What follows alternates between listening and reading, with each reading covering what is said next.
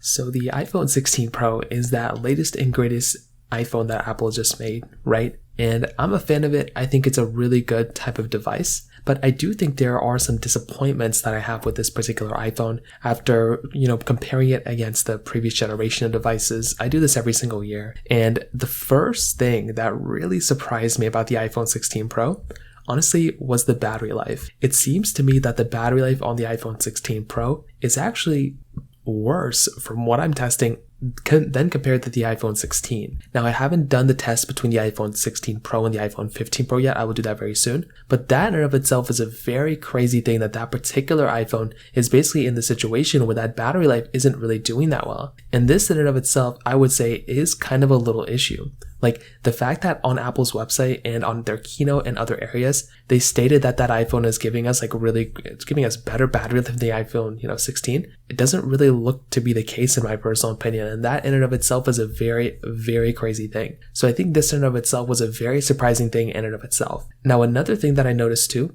was that from a body standpoint, from an exterior standpoint, it's relatively the same thing as the previous generation. You are getting a bigger display, you're getting that camera button and different things like that. But for the most things that I care about, that a lot of people care about, I don't really think the body was that big of a difference either. I definitely do think the 14 Pro to the 15 Pro was a pretty big difference. The 15 Pro to the 16 Pro, pretty much the same thing. I've said the same thing about Samsung phones too, like the exterior bodies are relatively the same thing year over year. Apple's kind of getting in the same thing right now. I feel like they really need to shrink down that dynamic island. On top of that, I did a little bit of a speed comparison between the iPhone 13 Pro and the iPhone 16 Pro. And even within that speed comparison, I was basically seeing that my iPhone 16 Pro was only like slightly faster and smoother than the iPhone 13 Pro. And if I wasn't comparing those two phones side by side, I probably wouldn't have even really been able to tell that big of a difference.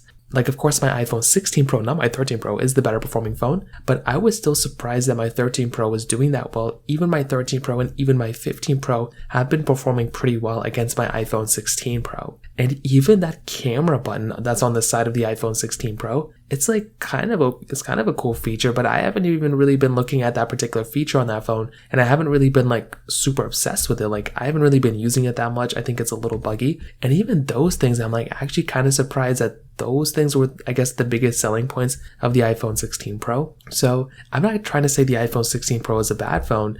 I just think it's a little disappointing when I go ahead and compare it against even iPhones from 3 generations ago. So I'd love to hear your thoughts about this. Let me know in the comment section below. Hit the like button, that would mean so much, but definitely hit that subscribe button. More importantly than everything else, I love every single one of you guys. Hopefully I'll catch you guys in the next video. Peace out till then.